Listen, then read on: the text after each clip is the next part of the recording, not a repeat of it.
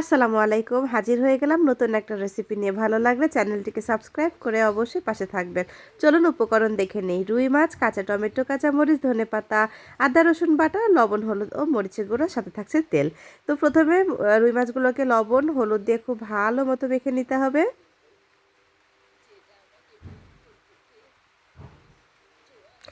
ভালো মতো মাখা হয়ে গেলে চলুন আমরা মশলাটা রেডি করে নেই। এখানে আছে কাঁচামরিচ, রসুন, আদা, পেঁয়াজ এবং কাঁচা টমেটোগুলোকে সুন্দর করে ব্লেন্ড করে নেব। সাথে ধনেপাতা দিয়েও খুব ভালো মতো ব্লেন্ড করে নেব। খুব ঝাল খেতে ভালোবাসি, বেশি করে কাঁচামরিচ দিয়েছি, একদম ঝাল ঝাল রান্না হবে। সো আমার এটা কিন্তু পেস্ট করা ডান। একটু পানি বেশি হয়ে যাওয়ার কারণে তরলটা একটু বেশি হয়ে গেছে, আপনারা একটু কম পানি দিবেন। দেন কড়াইতে তেল দিয়ে মাছটাকে খুব ভালো মতো ভেজে নেব।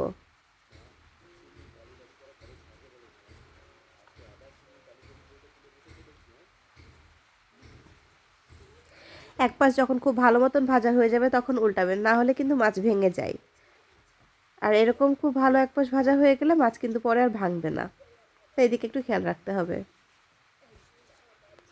আমার দুই পাশ খুব ভালো মতো ভাজা হয়ে গেছে, আমি এখন উঠিয়ে নিব।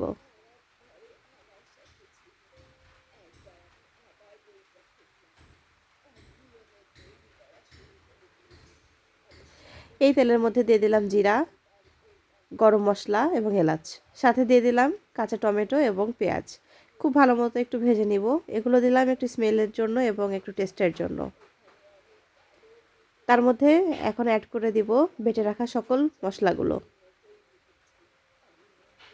যেহেতু কাঁচামরিচের তরকারি অবশ্যই একটু সবুজ সবুজ হয়ে থাকবে, এটার চেহারাটা বেশ খুব ভালো আসবে না।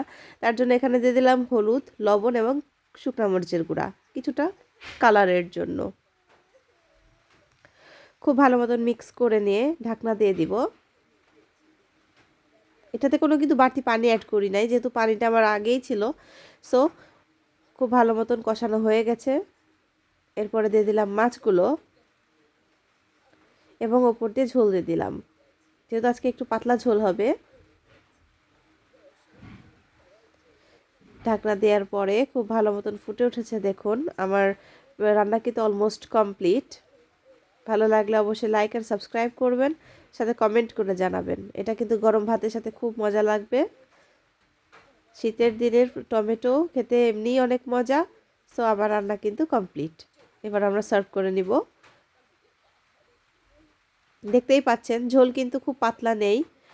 এরকম ঝোল কিন্তু লাগবেই, শুধু ভাতের সাথে মাছের ঝোল একটু বেশি না হলে ভালো লাগে না। সো আপনাদের কেমন লাগলো এবং কেমন লাগে আমার ভিডিও অবশ্যই কমেন্ট করবেন এবং চ্যানেলটিকে সাবস্ক্রাইব করে দিবেন, যেন আমার এই কষ্টটা আমি ভুলে যেতে পারি এবং আমি সাকসেস হতে পারি। আমি এত কষ্ট করছি, এত পরিশ্রম করছি, এর মূল্য যেন আমি পাই। মূল্য সবসময় টাকা পয়সা দিয়েই হয় না, আপনাদের সাপোর্ট দিয়েও আমি অনেকটা মূল্য পাবো। So thank you.